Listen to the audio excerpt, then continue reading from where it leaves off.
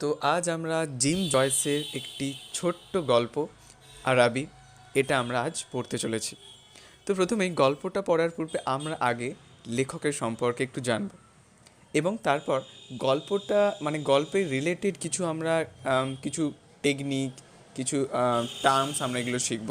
তারপর আমরা গল্পের মধ্যে যাব যাতে আমাদের গল্পটা বুঝতে খুব সুবিধে হয়। তো প্রথমেই Jim Joyce who was born in 1882 and who was died in 1941 এবং তিনি ডাবলিনে জন্মগ্রহণ করেছিলেন আয়ারল্যান্ডের এবং তিনি ছিলেন একজন মডার্ন নোভেলিস্ট এবং একজন শর্ট স্টোরি রাইটার ছিলেন তিনি এবং তিনি একজন ইরিশ রাইটার ছিলেন তিনি, কারণ তিনি আয়ারল্যান্ডে জন্মগ্রহণ করেছিলেন, ইরিশ মেন ছিলেন তিনি। এবং তিনি আরও অন্যান্য মডার্ন রাইটারদের সাথে কাজ করেছিলেন, যেমন তিনি হচ্ছেন কবি ডব্লিউ.বি. ইয়েটসের সাথে এবং একজন প্লে রাইট জর্জ বেনরার্ড শয়ের সাথে তিনিও কাজ করেছিলেন। তো আজ আমরা যে গল্পটা পড়তে চলেছি আরাবি, তো এটা আসলে জিম জয়েসের অনেকগুলো গল্পের সংকলন ডাবলিনার্স, এই ডাবলিনার্স থেকে এই আরাবি এই গল্পটা নেওয়া হয়েছে এবং তিনি এই আরাবি এটা তিনি লেখা কমপ্লিট করেন 1905-এ এবং তার একটা খুব গুরুত্বপূর্ণ লেখা রয়েছে portrait of the artist as a young man, যেটা 1916-এ তিনি পাবলিশড হয় এবং এখানে তিনি এক প্রকার একটা রিলেশনশিপের কথা আমাদের তুলে ধরছে আর্টিস্টের সাথে এবং ওয়ার্ল্ডের, যে ওয়ার্ল্ডে আর্টিস্টটা অর্থাৎ আর্টিস্টটা যেখানে লিভ করছে, অর্থাৎ তিনি আমাদেরকে এরম একটা আমাদের সামনে ছবি তুলে ধরছেন যে একজন কেউ যদি আর্টিস্ট হতে চায় তাহলে সে যেই মানে হচ্ছে সোসাইটির মধ্যে বড় হচ্ছে, সেই সোসাইটিটা কতটা টাফ তার কাছে, মানে সেই সোসাইটিটা কতটা অবস্টাকেল হয়ে দাঁড়িয়েছে তার আর্টিস্ট হওয়ার পেছনে, সেই রিলেশনশিপের কথাটাই তিনি এখানে portrait of the artist as a young man এখানে তিনি ফুটিয়ে তুলেছেন। এবং জেমস জয়েসের খুব বাচ্চাবেলা থেকে ইচ্ছে ছিল তিনি একজন আর্টিস্ট হওয়ার, কিন্তু মানে আয়ারল্যান্ড ছেড়ে তিনি চলে যাবেন। তো তার বিভিন্ন অনেক লেখার মধ্যে আমরা এরকম দেখতে পাবো, আর আমরা আরবির মধ্যেও দেখতে পাবো যে সেখানে তিনি কিভাবে যে যে শহরে তিনি জন্মগ্রহণ করছেন ডাবলিন, সেই ডাবলিনটা কীভাবে তিনি সেখানে রিপ্রেজেন্ট করছেন। এরপর তার সবথেকে আরেকটি গুরুত্বপূর্ণ লেখা হচ্ছে তার মাস্টারপিস হিসেবে ধরা হয়, সেটা হচ্ছে ইউলিসিস, যেটা 1922-তে লেখা হয় এবং দ্য হিরো এখানে কে রয়েছেন লিওপল্ড ব্লুম, যিনি একজন ইরিশ জুই ছিলেন এবং জয়েসের মানে জয়েসের ভিউ পয়েন্ট দিয়ে তিনি একজন মডার্ন ইউলিসিস ছিলেন এবং এখানে এই ইউলিসিসে তিনি একটা নতুন কনসেপ্ট আমাদের সামনে তুলে ধরছেন, একটা নতুন টেকনিক ন্যারেটিভ টেকনিক একটা তুলে ধরছেন, সেটা হচ্ছে স্ট্রিম অফ কনসাসনেস। সো আমাদেরকে প্রথমেই বুঝতে হবে স্ট্রিম অফ কনসাসনেস ব্যাপারটা কি। মানে স্ট্রিম অফ কনসাসনেস এই যে narrative technique is a literary technique which was pioneered by Dorothy Richardson, Virginia Woolf and James Joyce. তো ডরথি রিচার্ডসন, ভার্জিনিয়া উল্ফ এবং জেমস জয়েসে তাদের লেখার মধ্যে স্ট্রিম অফ কনসাসনেস ব্যাপারটা আমরা দেখতে পাই। তো আমাদের মনে প্রশ্ন আসতেই পারে যে অ্যাকচুয়ালি স্ট্রিম অফ কনসাসনেস ব্যাপারটা কোথা থেকে আসে, কার লেখা থেকে প্রথমে এটা জানতে পারি। তো এটা আসলে প্রথমত আমরা জানতে পারি উইলিয়াম জেমসের দ্য প্রিন্সিপাল অফ সাইকোলজি, এই বইটা থেকে আমরা স্ট্রিম অফ কনসাসনেস ব্যাপারটা জানতে পারি এবং যেটা পরবর্তীকালে Virginia Woolf, Dorothy Richardson and James Joyce অর্থাৎ তারা এই স্ট্রিম অফ কনসাসনেস এই ন্যারেটিভ টেকনিক তারা তাদের লেখার মধ্যে নিয়ে আসেন। তো আমাদেরকে এবার বুঝতে হবে what is stream of consciousness. So stream of consciousness is characterised by a flow of thoughts and images. তাহলে স্ট্রিম অফ কনসাসনেস হচ্ছে এমন একটা স্রোত যেই স্রোতের মধ্যে আমাদের অনেকগুলো ভাবনা, ছবি, এগুলো এরকম স্রোতের মতো ফ্লো করে এবং which may not always appear to have a কোহারেন্ট structure or cohesion. অর্থাৎ আমাদের মধ্যে যে থটস বা ইমেজেসগুলো আমাদের মনের মধ্যে সবসময় আসতে থাকে, তো সেটা হয়তো কোনো সুসংগত স্ট্রাকচার বা সংহতিপূর্ণ না হতে পারে, ঠিক আছে। অর্থাৎ আমাদেরকে এই টেকনিকের কথাটা ভাবতে গেলে আমাদেরকে প্রথমে আমাদের নিজেদেরকে ভাবতে হবে যে আমরা নিজেরা কেমনভাবে ভাবি। যেমন আমরা কোনো ছবি বা কোনো ভাবনা যখন আমরা ভাবি তখন সেটা একটা নদীর স্রোতের মতো ফ্লো হতে থাকে, মানে সেখানে কোনো হচ্ছে আমরা কোনো একটা ভাবনা ভেবে থেমে গেলাম এরকম টাইপের কিছু নয়, সেটা আমরা একেবারে ফ্লোয়ের মতো, যেমন একটা স্ট্রিম ফ্লো হয় তেমনভাবে আমরা পরপর ভাবতে থাকি। এবার আমাদেরকে এখানে বুঝতে হবে যে এই স্ট্রিম অফ কনসাসনেসের বৈশিষ্ট্যগুলো কী কী রয়েছে। তাহলে স্ট্রিম অফ কনসাসনেস ব্যাপারটা কেন নিয়ে আসা হয় অ্যাকচুয়ালি আমাদেরকে এখানে দেখতে হবে। তার প্রথমত স্ট্রিম অফ কনসাসনেস এটা হচ্ছে অবশ্যই একটা সাইকোলজিক্যাল অ্যানালিসিসের ক্ষেত্রে ব্যবহার করা হয়। অর্থাৎ আমরা আমাদের মন কিভাবে হচ্ছে কাজ করে, ঠিক আছে, সেটা সম্পর্কে আমাদেরকে ধারণা দিতে এই স্ট্রিম অফ কনসাসনেস ব্যাপারটা ব্যবহার করা হয়। তাহলে প্রথমত এই প্রথম বৈশিষ্ট্য যে it is depended on psychological time, not on actual time বা ক্লক টাইম। যে এটা কিন্তু আসলে আমাদের ক্লক টাইমের উপর ডিপেন্ড করে থাকে না। যেমন এখন যদি হবে হয়তো 9টা বাজে, সকাল 9টা বাজে, তো সকাল 9টা রিলেট মানে সকল 9টার এই অ্যাকচুয়াল টাইমের ওপর ডিপেন্ড করে আমাদের মধ্যে ভাবনা বা ইমেজেস কিন্তু আসবে না। আমাদের সাইকোলজিক্যাল টাইমের ওপর ভাবনা ইমেজেসগুলো আমাদের মনের মধ্যে আসতে থাকে, ঠিক আছে। যেমন হচ্ছে আমি হয়তো এখন বসে আমি আমার অতীতের কোনো ঘটনা আমি পুনরায় মনে করছি, তো ওটা হচ্ছে আমাদের সাইকোলজিক্যাল টাইম, ওটা কিন্তু আসলে অ্যাকচুয়াল টাইম নয়। এটা একটা খুব গুরুত্বপূর্ণ বৈশিষ্ট্য যে স্ট্রিম অফ কনসাসনেস এটা আসলে সাইকোলজিক্যাল টাইমের উপর বেস করে থাকে, এটা কিন্তু অ্যাকচুয়াল টাইম বা ক্লক টাইমের উপর বেস করে থাকে না। দ্বিতীয় নম্বর হচ্ছে এই যে এই ন্যারেটিভ টেকনিকটা, এটা actually the narrative technique focuses on our human psych. যে এই ন্যারেটিভ টেকনিকটা আমাদের হিউম্যান সাইকের ওপর মানে সাইককে ফোকাস করে। যে এখানে ইভেন্টের অতটা গুরুত্বপূর্ণ মানে অতটা গুরুত্ব নেই যতটা আমাদের মনের সাইকে, আমাদের মনে মানে আমাদের মনস্তাত্ত্বিকের ওপর বিশেষ গুরুত্ব দেওয়া হয় এখানে। যে আমাদের মন কিভাবে কাজ করে, ঠিক আছে, মানে আমরা কিভাবে ভেবে থাকি সেই ব্যাপারটাকে এখানে বিশেষ জোর দেওয়া হয়। এবং এই যে স্ট্রিম অফ কনসাসনেস এটা যখন একটু ইমপ্রুভড হয়ে যায় তখন এটাকে বলা হয় ইন্টেরিয়র মনোলগ, ঠিক আছে, যেটা এক প্রকার একটা ন্যারেটিভ টেকনিক। ড্রামাটিক মনোলগ নয়, কিন্তু ইন্টেরিয়র মনোলগ। ইন্টেরিয়র মনোলগ মানে কি, যে মনের ভিতরে স্বগতোক্তি, আমরা মনের ভিতরে কি কি ভেবে থাকি সেটাকে এখানে বেসিক্যালি ট্রিগার করা হয়, সেটাকে এখানে বেসিক্যালি ফোকাস করা হয়। এবং ইন্টেরিয়র মনোলগের বৈশিষ্ট্য যেমন আমরা জানি, যখন আমরা কোনো কিছু ভাবনা ভেবে থাকি তখন আমরা কি ফুল স্টপ, কমা, তারপরে হচ্ছে অ্যাপোস্ট্রফি, তারপর এক্সক্লামেশন মার্ক, এইসব মার্ক তো আমরা দিই না। আমরা জাস্ট অ্যাজ ইট ইজ একটা নদী যেমন ফ্লো হয় তেমন, একটা স্রোত যেমন একটা স্ট্রিম ফ্লো হয় তেমনভাবে আমরা ভাবতে থাকি। তো সেটার কথা এখানে বলা হচ্ছে, ঠিক আছে। এটা কি বলা হয় স্ট্রিম অফ কনসাসনেস। তো এই ন্যারেটিভ টেকনিকটা আমরা ইউলিসিসের মধ্যেও দেখতে পাই। এবং আমরা যে আজকের যে গল্প আমাদের পড়তে চলেছি আরবি, এই আরবির মধ্যেও আমরা এই স্ট্রিম অফ কনসাসনেস ব্যাপারটা লক্ষ্য করতে পারবো। এবং তারপর তার লেখার মধ্যে রয়েছে ফাইন জেমস ওয়েব, যেটা 1939-এ, এবং এটা হচ্ছে জেমস জয়েসের লাস্ট বুক। তো এবার আমরা একটু আরবির ব্যাকগ্রাউন্ড সম্পর্কে একটু জানবো। যে আরবি এই যে কথাটা, এই যে আরবি, এই যে ওয়ার্ড, এই ওয়ার্ডটার অনেকগুলো মিনিং রয়েছে, ঠিক আছে। তো এখানে আমরা প্রথমেই আমরা এই কনসেপ্টে একটু ভাববো যে এখানে এক প্রকার একটা সাইকোলজির কথা ব্যবহার হচ্ছে, সেটা হচ্ছে অ্যাডোলিসেন্ট সাইকোলজি, মানে অ্যাডোলিসেন্ট পিরিয়ড যেটা আমরা বলতে পারি, ঠিক আছে। যে অ্যাডোলিসেন্ট পিরিয়ড বলতে যেই পিরিয়ডটা হচ্ছে 14 to 18, এই এজের মধ্যে যেসব বাচ্চারা হচ্ছে বিলং করে, তো তারা হচ্ছে অ্যাডোলিসেন্ট পিরিয়ডের মধ্যে রয়েছে। তো তাদের মধ্যে এখানে জেমস জয়েস ওই অ্যাডোলিসেন্ট পিরিয়ড চলাকালীন বাচ্চাদের মধ্যে কী কী ধরনের ভাবনা, কী কী ধরনের তাদের মধ্যে বলতে পারো ইচ্ছে, আকাঙ্ক্ষা, এসব কী কী জিনিস তাদের মধ্যে আসে, সেই ভাবনাগুলোকে এখানে তিনি ট্রিগার করছেন এই আরবি এই গল্পের মধ্য দিয়ে। জানবো যে এখানে হচ্ছে কিভাবে একটা বাচ্চার কথা এখানে বলা হবে যার বাচ্চাটার নাম নেই, আননেমড, ওকে, আননেমড বয়, তাকে সবসময় বয় বয় বলা হচ্ছে।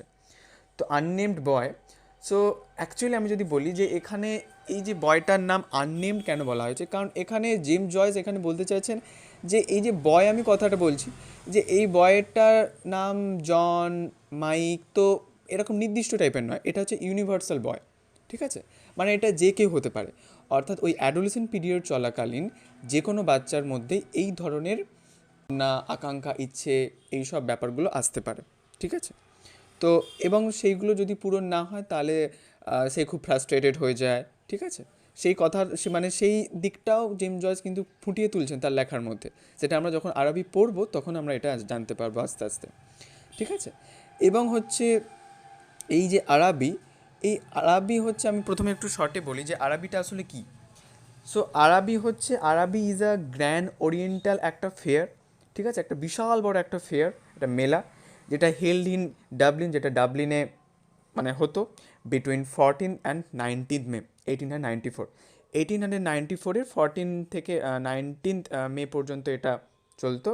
ইট ইজ আ বাজার, এবং এটা হচ্ছে একটা বাজার at which goods are sold, এবং এখানে বিভিন্ন ধরনের গুডস বিক্রি করা হয় কিসের জন্য? ফর দ্য বেনিফিট, এবং এখান থেকে যে বেনিফিটটা আসবে, যে প্রফিটটা আসবে, এই প্রফিটটা অফ দ্য চ্যারিটিস, এই প্রফিটটা চ্যারিটিসদের মধ্যে দিয়ে দেওয়া হবে। এবং side source R provided for amusement, যে সাইড শোরও মানে বিভিন্ন ধরনের সাইড শোজও থাকবে অ্যামিউজমেন্টের জন্য, ঠিক আছে, এন্টারটেনমেন্টের জন্য। তো এটা হচ্ছে আরবি। তো এটা হচ্ছে আরবি। অ্যান্ড বাচ্চাটার কাছে কীভাবে, আমরা যখন গল্পটা পড়ি তখন জানতে পারবো বাচ্চাটার কাছে কীভাবে এই আরবিটা এতটাই একটা ম্যাজিক্যাল, একটা ড্রিমি প্লেসে ট্রান্সফর্ম হবে, সেটা সম্পর্কে আমরা দেখব। যে বাচ্চাটা কতটা ইচ্ছে রয়েছে আরবি যাওয়ার, এবং কেন যাওয়ার, সেটা একটা খুব গুরুত্বপূর্ণ প্রশ্ন। সেটা আমরা গল্প যখন পড়বো তখন আমরা জানতে পারবো, ঠিক আছে। তো এবার আর বেশি দেরি না করে আমরা এবার গল্পটার মধ্যে যাই। আর তার আগে আমি একটু বলে নিই যে আরবি, এই যে ওয়ার্ডটা, এই ওয়ার্ডটা আসলে এইটাকে আমাদের সিম্বলাইজ করছে যে আরবি ইজ আ সিম্বল, এমন একটা symbol of the quest. Quest বলতে একটা সার্চ, কিসের সার্চ? ফর অ্যান আইডিল, একটা আইডিল, একটা search which is very often aspired, এবং যেটা আমরা প্রায় প্রত্যাশা করি ফর, বাট কিন্তু ইট ইজ নেভার ফুলফিল, কিন্তু এটা কোনো দিনও ফুলফিলড হবে না। অর্থাৎ আরবি হচ্ছে এমন একটা সিম্বল যেটা আমাদেরকে একটা কোনো কিছুর জন্য, আইডিল পাওয়ার জন্য আমাদেরকে সার্চ করে একটা কোয়েস্ট করে বেড়াচ্ছে, মানে কোয়েস্টটাকে এখানে সিম্বলাইজ করা হচ্ছে, which is very often aspired, এবং যেটা আমরা প্রায় ভেবে থাকি, বাট কিন্তু উই নো দ্যাট, আমরা জানি that it is never fulfil. Okay, এটা কোনো দিনও এটা ফুলফিল হবে না। তো সেটাকে এখানে আরবি এই ওয়ার্ডটার দ্বারা জিম জয়েস এই কোয়েস্টটাকে, যে সার্চিং, আইডিল পাওয়ার, আইডিল খোঁজার, এটাকে বেসিক্যালি এখানে তিনি মানে ট্রিগার করছেন বা পয়েন্ট আউট করছেন। আচ্ছা, তো এই নোভেলটার মধ্যে আমরা অনেক ধরনের সিম্বল দেখতে পাবো। তো the symbols of the novel actually point out করছেন দ্য ড্রাব অ্যান্ড ডার্টি সারাউন্ডিংস, ঠিক আছে। মানে এক প্রকার ওই যে বললাম না যে হচ্ছে জিম জয়েসের ইচ্ছে ছিল না ডাবলিনে থাকার, ডাবলিনের যে মানে লিভিং সোসাইটি, ওকে, মানে ডাবলিনের যে অ্যাটমসফিয়ার, সেই অ্যাটমসফিয়ার কিন্তু জেমস জয়েসের একদম পছন্দ ছিল না। তো তাই জন্যই তিনি ওই ডাবলিনের যে অ্যাটমসফিয়ার, সেই অ্যাটমসফিয়ারটাকে তিনি কিন্তু বিভিন্ন সিম্বলসের দ্বারা তিনি কিন্তু ওটাকে পয়েন্ট আউট করতে চেয়েছেন, ঠিক আছে। এবং and according to the boy the place, মানে ওই যে বয়টা, আমরা আরবির মধ্যে যে আননেমড বয়টার কথা আমরা জানবো। So according to the boy the place was not favourable to achieve his dream or ideal, যে তার যে ড্রিম, যেটা আমরা জানবো যে তার ড্রিমটা আসলে কী, এবং তার যে আইডিল যেটা রয়েছে, তো সেটাকে অ্যাচিভ করার জন্য এই যে প্লেসটার মধ্যে সে রয়েছে, সেটা কিন্তু অতটা ফেভারেবল নয়, ঠিক আছে, তার ড্রিম বা আইডিলকে অ্যাচিভ করার জন্য। তো আর সময় নষ্ট না করে আমরা এবার নোভেলটা পড়া শুরু করি। মানে ডাবলিনের তিনি পরিবেশটা তুলে ধরছেন, যে নর্থ রিচমন্ড স্ট্রিট, একটা নর্থ রিচমন্ড স্ট্রিট রয়েছে রাস্তা, বিইং ব্লাইন্ড, মানে অন্ধ হয়ে। বিইং ব্লাইন্ড বলতে আমরা জানি ব্লাইন্ড রোড কাকে বলি। ব্লাইন্ড রোড বলতে যেই রোডে দুটো রো নেই, একটাই রো, যেই রোড দিয়ে আমরা যাবো আবার সেই রোড দিয়ে আমরা ফিরে আসবো, সেটাকে আমরা বলি ব্লাইন্ড রোড, ঠিক আছে। তো এখানে নর্থ রিচমন্ড স্ট্রিট, এটা হচ্ছে একটা ব্লাইন্ড রোড, ওয়াজ এ কোয়াইট স্ট্রিট, মানে খুব কাম স্ট্রিট, মানে সবসময় শান্ত থাকে, এক্সেপ্ট কখন ছাড়া? অ্যাট দ্য আওয়ার, ওই যে সময়টা, ওয়েন যখন the Christian brother school set the boys free, অর্থাৎ ওই যে সময়টা সবসময় রাস্তা শান্ত থাকে, কাম থাকে, কোয়াইট থাকে, কিন্তু যখন খ্রিস্টিয়ান ব্রাদার স্কুলে ছাত্রদের মানে স্টুডেন্টদের ছুটি হয়ে যায়, তখন কি হয়? তখন বাচ্চারা, আমরা জানি যখন বাচ্চারা, আমরা সবাই রাস্তায় একটু কথা বলতে বলতে, নাচতে করতে ছুটি হয়ে গেছে, তো একটা আনন্দ এক প্রকার একটা থাকে, যার জন্য ওই যে শান্ত রাস্তাটা তখন আর শান্ত থাকে না, তখন সেটা একটু এক আনন্দে, একটু সব কিছু, মানে সব বাচ্চাদের কথাবার্তার মধ্যে একটু জেগে ওঠে যেন, ঠিক আছে, শান্ত থাকে, সেখান থেকে একটু জেগে ওঠে, অর্থাৎ হচ্ছে এক প্রকার একটা আমরা হইহুল্লোড় দেখতে পাই ওই শান্ত রাস্তাটায়, যে রাস্তাটা এতক্ষণ শান্ত ছিল। তারপর an uninhabited house of 2 stories stood at the blind end, মানে ব্লাইন্ড এন্ড বলতে ওই যে ব্লাইন্ড রোডটা, মানে সিঙ্গেল রো অফ স্ট্রিট, যেই রোডটা যখন শেষ হচ্ছে সেখানে একটা দুতলার বাড়ি রয়েছে, যেখানে আনইনহ্যাবিটেড, মানে যেখানে কোনো মানুষে কেউ থাকে না, ডিট্যাচ ফ্রম ইটস নেইবার্স, এবং ওই 2 তালার বাড়িটা, যেটা আমাদের এই নেইবার্স যে কলোনি থেকে টোটালি ডিট্যাচ হয়ে গেছে, আলাদা থাকে সবার থেকে, এবং ইন আ স্কোয়ার গ্রাউন্ড, এবং একটা স্কোয়ার গ্রাউন্ডের আন্ডারে সেটা রয়েছে। The other houses of the street, এবং স্ট্রিটের যে অন্যান্য মানে বাড়িগুলো রয়েছে, conscious of decent lives. Decent বলতে মিডিল ক্লাস মানুষরা, উইথিন দে মিডিল ক্লাস মানুষরা ওই সমস্ত রাস্তার ধারে বাড়িগুলো তারা থাকে।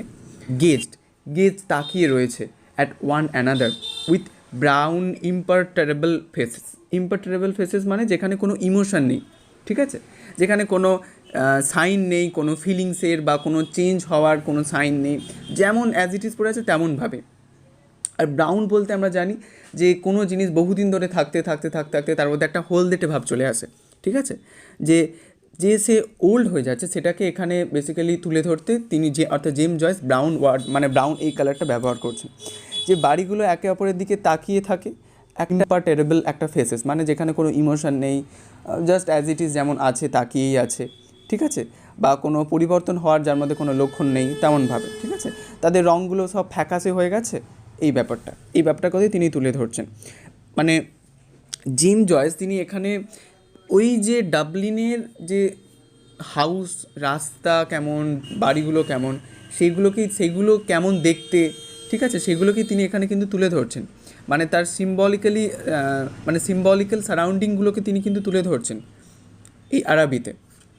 ওকে, next, the former tenant of her house, যে আমাদের বাড়ির যে ফর্মার টেন্যান্ট মানে আমাদের বাড়ির যে পূর্ববর্তী যিনি টেন্যান্ট ছিলেন, ভাড়াটিয়া ছিলেন, তিনি আ প্রিস্ট এবং হচ্ছে একজন priest had died in the back drawing room, এবং যিনি ব্যাক ড্রয়িং রুমে মারা গিয়েছিলেন।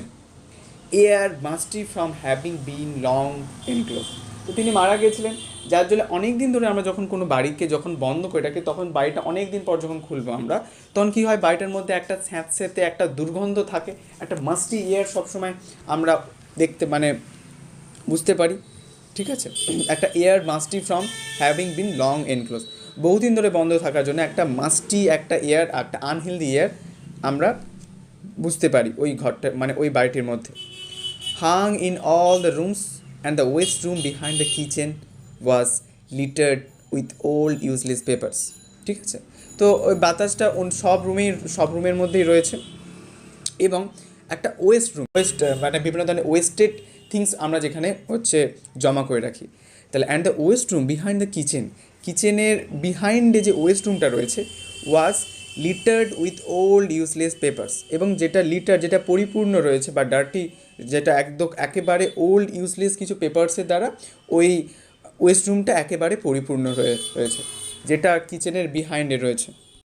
Among this I found few paper covered books, এবং এইসবের মধ্যে থেকে আমি কিছু পেপারে মোড়া কিছু বই আমি পেলাম।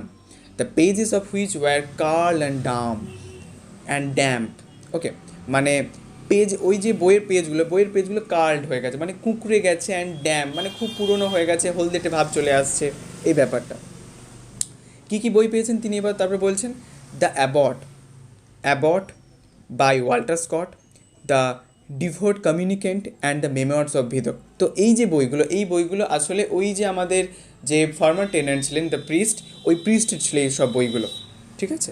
দ্য অ্যাবট এটা হচ্ছে ওয়াল্টার স্কটের, এবং তারপর রয়েছে দ্য ডিভোট কমিউনিকেন্ট, যেই বইতে আমরা জানি বিভিন্ন ধরনের, তিনি তো প্রিস্ট ছিলেন তার জন্য বিভিন্ন ধরনের রিলিজিয়াস রুলস লেখা থাকতো ওই দ্য ডিভোট কমিউনিকেন্টের মধ্যে। এবং তারপর রয়েছে দ্য মেমোয়ার্স অফ ভিদক, এটা হচ্ছে একজন রাইটার লিখেছেন, তার নাম হচ্ছে ফ্রান্সয়েস ইউজেনি ভিদকের লেখা, এবং এটা হচ্ছে একটা ডিটেকটিভ বই টাইপের আমরা বলতে পারি, ঠিক আছে, the memoirs of Vidocq. I like the last বলতে এখানে হচ্ছে যেই বয়টার কথা বলা হচ্ছে আননেমড বয়, সেই বয়টা আসলে ওই লাস্ট বইটা মানে হচ্ছে দ্য মেমোয়ার্স অফ ভিদক, এই বইটা তিনি পছন্দ করতেন। কেন সেটা আবার পরের রিজনটা দেখা আছে, because its leaves were yellow, কারণ আমরা বাচ্চাবেলায় জানি যে কোনো একটা পুরনো বই দেখলে যে রে এই বইটার পেজ তো বেশ মানে হলুদ রয়েছে, আমি এই বইটা নেবো। তো এইভাবে আমরা আমাদের মানে যেই বইটা সবথেকে পুরনো একটু হলদেটে ভাব চলে আসছে, তো সেই বইটার প্রতি একটু বেশি আকৃষ্ট হই। তেমনভাবে এখানে যে বাচ্চাদের সেই সাইকোলজিক্যাল যে মানে অ্যানালিসিসের মাধ্যমে এটা জানা যাচ্ছে যে বাচ্চারা বেশিরভাগভাবেই এই পুরনো হলদেটে এই বইগুলো পড়তে একটু বেশি ভালোবাসে, তাই জন্য তিনি এখানে এই বয়টাও কিন্তু এই সেম জিনিসটাই করছে, ঠিক আছে, যেমনটা একটা বাচ্চারা করে থাকে, যে সেও এরকম লাস্ট বইটা দ্য মেমোরিজ অফ ভিথক, এই বইটা সে পছন্দ করছে কেন, কারণ কারণ এই বইটার পাতা হলুদ হয়ে গেছে, হলদে হয়ে গেছে। The wild garden behind the house, বাড়ির পাশে যে ওয়াইল্ড গার্ডেনটা ছিল, কন্টেন আ সেন্ট্রাল অ্যাপেল ট্রি, যেখানে একটা সেন্ট্রাল, মাঝখানে একটা সেন্ট্রাল অ্যাপেল ট্রি ছিল, অ্যান্ড এবং ফিউ স্ট্র্যাগলিং বুসেস, মানে যেখানে অনেক ধরনের বুসেস ছিল, স্ট্র্যাগলিং মানে স্ক্যাটার্ড, ঠিক আছে, একেবারে স্ক্যাটার্ড বুসেস কিছু ছিল, ঝোপঝাড় ছিল, under under one of which, এবং যেটার মধ্যে আমরা দেখতে পাই আই ফাউন্ড, মানে হচ্ছে দ্য হচ্ছে আননেমড বয় খুঁজে পেয়েছিল, the late tenants rusty bicycle pump, যে লেট টেনান্টের যে রাস্টি বাইসাইকেল, মানে একেবারে মোর্চা পড়ে গেছে সেই বাইসাইকেলের পাম্প বলতে যে বডি স্ট্রাকচারটা এটা, তো এই বাইসাইকেলের পাম্পটা সে খুঁজে পেয়েছিল। He had been a very charitable priest, মানে ওই যে প্রিস্টটা অত্যন্ত চ্যারিটেবল একজন প্রিস্ট ছিলেন। ইন ইজ উইল, এবং তিনি একটা উইল করে গিয়েছিলেন মারা যাওয়ার আগে। In is will he had left all his money to institutions, এবং তিনি তার এবং ইন হিজ উইল, এবং তার উইলে হি হ্যাড লেফট, এবং তিনি তিনি সবই রেখে চলে যান অল হিজ মানি, তার সমস্ত অর্থ কোথায়, কিসে দেওয়ার জন্য, টু ইনস্টিটিউশন, বিভিন্ন ইনস্টিটিউশনসে, অ্যান্ড এবং the furniture of his house, এবং তার বাড়ির যে হাউসের ফার্নিচারগুলো ছিল সেগুলো টু হিজ সিস্টার, সেগুলো সব তিনি তার বোনকে দিয়ে যান। যখন the short days of winter came, যখন উইন্টারে আমরা জানি দিনগুলো খুব ছোটো হয়, তো উইন্টারের কম সময় দিনগুলো যখন এসেছিল, ডাস্ক বলতে গোধূলি পড়তো, before we had well eaten our dinners, এবং গোধূলি পড়ার আগে আমরা আমাদের ডিনারগুলো সেরে নিতাম, এটা হচ্ছে বয়টা বলছেন। হুইন যখন we made in the street, আমরা যখন রাস্তায় একসাথে, মানে উই বলতে আমরা যখন আমাদের হচ্ছে ওই ফ্রেন্ডমেট, তো আমরা যখন আমাদের ফ্রেন্ডমেটের সাথে দেখা করতাম, দ্য হাউসেস হ্যাড গ্রোন সম্বার, মানে হাউসেসরা তখন অত্যন্ত সিরিয়াস হয়ে যেতাম, ঠিক আছে, মানে অত্যন্ত সিরিয়াস হয়ে যেত যখন আমরা ওরকম দেখা করতাম। ওয়েন যখন we mate in the street, আমরা রাস্তায় দেখা করতাম, দ্য হাউসেস হ্যাড গ্রোন সম্বার, মানে সেগুলো খুবই সিরিয়াস হয়ে যেত। দ্য স্পেস অফ স্কাই, এবং হচ্ছে আকাশের যে স্পেস অ্যাবভ আস, আমাদের ওপরে, was a colour of ever changing violet, এবং সেটা একটা এভার চেঞ্জিং ভায়োলেটে সবসময় থাকতো। And towards it the lamps, মানে হচ্ছে এখানে বলতে চেয়েছেন যে আসলে দিন তো খুব ছোট, তো আমরা জানি হালকাভাবে যখন সূর্য ডুববে তখন হালকা একটু মানে কমলা ভাব আসবে, কিন্তু দিনটা এতটাই ছোট, তো তাই জন্য মনেই হয় না যে হঠাৎ করে সূর্য উঠলো এবং হঠাৎ করে কিছুক্ষণ পর ডুবে গেল, তাই জন্য বলছে এভার চেঞ্জিং ভায়োলেট, যে সেটা সবসময় একটা এভার চেঞ্জিং ভায়োলেট কালার আমরা দেখতে পেতাম আমাদের আকাশের ওপর। Towards it the lamps of the street, এবং স্ট্রিটের যে ল্যাম্পগুলো সেগুলো লিফটেড, সেগুলো সব মাথা উঁচু করেছিল, দেয়ার ফিবেল ল্যান্টার্নস, এবং তাদের ফিবেল যে ল্যান্টার্নসগুলো ছিল সেগুলোকে সব মাথা উঁচু করে দাঁড়িয়েছিল, অর্থাৎ ফিবেল মানে খুব ক্লান্ত ল্যান্টার্নগুলো, ঠিক আছে, ল্যান্টার্নসগুলো অত্যন্ত ক্লান্ত, তারা তাদের কোনো রকমের মাথাটা উঁচু করে দাঁড়িয়েছিল। দ্য কোল্ড এয়ার স্টাং আস, ঠান্ডা শীতল আবহাওয়া যেমন আমাদেরকে মানে বিঁধে যায়, তেমন ঠান্ডা আবহাওয়া আমাদেরকে এরকম বিঁধে যাচ্ছে। And we play till our bodies glowed, তো আমরা বাচ্চাবেলা আমরা মানে এরমভাবে আমরা খেলতাম যে যখনই হচ্ছে আমরা মানে বাচ্চাবেলায় এরমভাবে যে যখনই গা থেকে ঘাম বেরোবে তখন হচ্ছে ওই স্ট্রিট ল্যাম্পগুলো আমাদের গায়ের উপর পড়বে এবং গাগুলো চিকচিক করবে, তো ততক্ষণ আমরা খেলেই যেতাম। তো তেমনভাবেই বাচ্চাটা বলছে উই প্লেড, আমরা খেলতাম টিল আওয়ার বডিজ গ্লোড, যতক্ষণ আমাদের বডি একদম ঘামে মানে চিকচিক না করে ততক্ষণ আমরা খেলা বন্ধ করতাম না। Our sounds echoed in the silent street, তো স্বাভাবিকভাবে ওই যে স্পেসটার কথা তিনি বললেন যে ওখানে অতটা তেমনভাবে লোক জনবসতি নেই, তো এক প্রকার একটা কাম কোয়াইট একটা স্ট্রিট, তো যার জন্য বাচ্চা যখন খেলবে তখন হচ্ছে তাদের কথাগুলো ইকো হবে বারবার, কারণ সব দিকটাই তো পুরো একদম কাম কোয়াইটফুল, তাই জন্য। The career of her play, এবং আমাদের এই যে খেলার যে জার্নি ব্রট আস, আমাদেরকে নিয়ে যেত through the dark muddy lens, তো আমাদেরকে অন্ধকারময় কর্দমাক্তময় লেনে আমাদেরকে নিয়ে যেত, বিহাইন্ড দ্য হাউস, আমাদের বাড়ির পেছনের দিকে, হোয়ার যেখানে উই র্যান দ্য গন্টলেট বলতে শুকর ছানাকে বলা হয় গন্টলেট, যেখানে আমরা গন্টলেটকে তাড়া করে বেড়াতাম, অফ দ্য রাফ ট্রাইবসের গন্টলেটকে আমরা তাড়া করে বেড়াতাম, ফ্রম দ্য কটেজেস থেকে, to the dark doors of the dark dripping gardens where odours arose from the ashpits. অর্থাৎ এমন সময় আমাদেরকে কোনো ওরকম অন্ধকার কোনো মানে গার্ডেনের অন্ধকারময় জায়গায় যেতে হতো, যেখানে কী হতো, যেখানে আমরা অর্ডার্স বলতে আমরা স্মেলস করতে পারতাম। কিসের smell? Arose from the ashpits. Ashpit বলতে যে গার্বেজের, অনেক দিন ধরে কোনো গার্বেজ রয়ে গেলে তার যে পচা গন্ধ, সেই পচা গন্ধ আমাদের নাকে আসতো। To the dark odorous stables where a coachman smooth and combed the horse। এমন অন্ধকারময় ঘোড়ার আবাসস্থলে আমাদের যেতে হতো, যেখানে কোচম্যান তাদের স্মুথ অ্যান্ড কাম্ড করছে দ্য হর্সের যে পিঠে যে লোম রয়েছে সেটাকে চিরুনি করছে। Or shook music from the buckled harness বলতে যে ঘোড়ার গলার মধ্যে যে রয়েছে, বেল্ট রয়েছে এবং সেটায় যে ঘন্টি রয়েছে। তো যখন হচ্ছে এরকম তার কোচম্যান তার রকম চুলটাকে যখন রকমভাবে করে দিচ্ছে, আঁচড়ে দিচ্ছে, তখন কী হচ্ছে, সে তার মাথা নাড়ছে এবং যার ফলে তার যে বাকেলড হার্নেস ছিল, মানে তার যে গলার মধ্যে যে ঘন্টিটা ছিল, ঘন্টিটা আওয়াজ হচ্ছে, যার ফলে একটা খুব মিউজিক আমাদের কানের মধ্যে আসছে। হুইন যখন we return to the street, এবং যখন আমরা রাস্তায় ফিরতাম, light from the kitchen windows had fill the areas, এবং আমরা দেখতাম বাড়ির রান্নাঘরগুলোর আলো জ্বলে গেছে এবং সেই আলোগুলো রাস্তাটিকে পরিপূর্ণ করছে, রাস্তাটিকে আলোকিত করছে। If my uncle was seen turning the corner, এবং যখনই একটা টার্নিং রয়েছে, যখনই আমার আঙ্কেল ওই টার্নিংটা ক্রস করে আসতো এবং আমরা যখন দেখতে পেতাম, উই হিড ইন দ্য শ্যাডো, এবং আমরা অন্ধকারের মধ্যে লুকিয়ে যেতাম। Until we had seen him safely house, এবং যতক্ষণ না তিনি বাড়ি ফিরছেন ততক্ষণ আমরা বেরোতাম না। অর বা এরকম হতো, বা ইফ মানগান সিস্টার, এটা খুবই একটা গুরুত্বপূর্ণ বস্তু, যে এখানে এই যে একটু আমি বলে দিই, এই যে আমরা আননেমড বয়টার কথা মানে এই যে পড়ছি, সে তার অভিজ্ঞতাগুলো আমাদের সাথে শেয়ার করছে। তো এখানে ওই যে আননেমড বয়টা হচ্ছে তার একটা ফ্রেন্ড রয়েছে মানগান। তো মানগানের সিস্টারের প্রতি অত্যন্তই প্রেমময় ছিলেন। অর্থাৎ হচ্ছে মানগানের সিস্টারের প্রতি এক আলাদা ভালোবাসা ছিল আমাদের আননেমড বয়ের, ঠিক আছে? তো অর ইফ মানগান সিস্টার, যখন মানগানের সিস্টার কেম আউট, যখন বেরিয়ে আসতো অন দ্য ডোর স্টেপ থেকে যখন বেরিয়ে আসতো, টু কল হার ব্রাদার, তার ব্রাদারকে ডাকতে, মানগানকে ডাকতে, ইন টু হিজ টি, তার টি পান করতে যখন তাকে ডাকতে আসতো, তার ডোর স্টেপে বেরিয়ে আসতো, we watched her from our shadow peer up and down the street.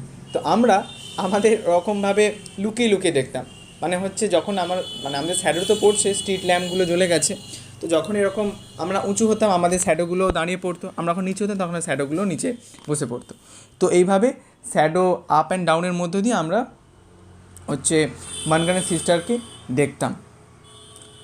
We waited to see whether she would remain or go in, আমরা অপেক্ষা করতাম যে সে দাঁড়িয়ে থাকতো না সে চলে যেত। অ্যান্ড ইফ সি রিমেন্ড, এবং যদি সে দাঁড়িয়ে থাকতো, we left our shadow and walk up to the Mangan step resignedly, যে যদি সে দাঁড়িয়ে থাকতো তাহলে আমরা কী করতাম, তাহলে আমরা আমাদের নিজস্ব স্থান আমরা ছেড়ে দিয়ে আমরা মাথা নিচু করে রিজাইন্ডলিভাবে আমরা চলে যেতাম। She was waiting for us, সে আমাদের জন্য যখন অপেক্ষা করতো। Her figure defined by the light from the half open door, যে দরজাটা পেছন দিকে খোলা আছে, পেছনে চারিদিকটা অন্ধকার, তো পেছন দিকে ঘরের ভেতর থেকে লাইট আসছে, এবং লাইটটা মানে মানগান সিস্টারের পেছন থেকে আসছে, যার জন্য মানগানের সিস্টারের বডিটা একটু অন্ধকার মানে একটু কালো, মানে একটু ডার্ক দেখাতো, মানে মুখটা অতটা ফুটে উঠতো না। হার ব্রাদার অলওয়েজ টিজড হার, তার বাবা সবসময় বকাবকি করতো, তোকে কে ডাকতে বলেছে এরমভাবে, ঠিক আছে? তো হার ব্রাদার অলওয়েজ টিজড হার, তাকে সবসময় বকাবকি করতো। Before he obeyed and I stood by the railings looking at her, এবং মানে মানগান ওবে করার আগে তার সিস্টারকে তার আগে বকাবকি করতো, তোকে কে ডাকতে বলেছে। And I stood by the railings looking at her, এবং আমি রেলিংসের ধারে দাঁড়িয়ে আমি তাকে দেখতাম। Her dress swung as he moved her body, তো তিনি যখন নড়তো তার ড্রেসটাও তখন নড়ে উঠতো। অ্যান্ড দ্য সফট রোপ বলতে যে রিবন, এই রিবনটা অফ হার হেয়ার, এবং তার চুলের যে রিবনটা যেটাকে রোপ বলছেন, tossed from side to side, অর্থাৎ তার রিবনটা তার দুদিকে বাঁধা রয়েছে। তো এটা হচ্ছে তাদের সন্ধ্যার অভিজ্ঞতাটা আমাদের সাথে শেয়ার করলেন দ্য আননেমড বয়। তারপর এভরি মর্নিং, প্রতিদিন সকালে, I lay on the floor, এবং আমি ফ্লোরের উপর শুয়ে থাকতাম। In the front parlour watching her door, তার দরজার দিকে তাকিয়ে থাকতাম। The blind was pull down, blind বলতে the window was pull down to within an inch of the sash মানে frame, so that I could not be seen. যে আমি জানলাটাকে এমনভাবে খুলতাম 1 ইঞ্চির মতো করে, যতটা কী হতো, যতটা আমি দেখতে পেতাম বাইরে মানগানের সিস্টার মানে মানগান সে সিস্টারের যে দরজা, সেই দরজাটার দিকে তাকিয়ে থাকতাম, কিন্তু কেউ আমাকে দেখতে পেতো না, এতটা হালকা করে আমি জানলাটা খুলে রাখতাম। ওয়েন যখন she came out on the door step, যখন সেই ডোর স্টেপ থেকে বেরিয়ে আসলো, মাই হার্ট লিফট, এবং আমার হৃদয় তখনই একদম মানে লাফিয়ে উঠলো, তখনই আমার হৃদয়টা। I ran to the hall, আমি হলের দিকে গেলাম, অ্যান্ড সিজড মাই বুকস, মানে I ran to the hall, আমি হলে গিয়েছিলাম, এবং সিজড মাই বুকস, আমি আমার বুকসগুলোকে ব্যাগে ঢুকালাম, অ্যান্ড ফলোড হার, এবং তাকে ফলো করতে লাগলাম। I kept her brown figure always in my I, যে আমি এমনভাবে হাঁটতাম যাতে আমার চোখের সামনে সবসময় তার ব্রাউন ফিগারটা সবসময় যেন থাকে।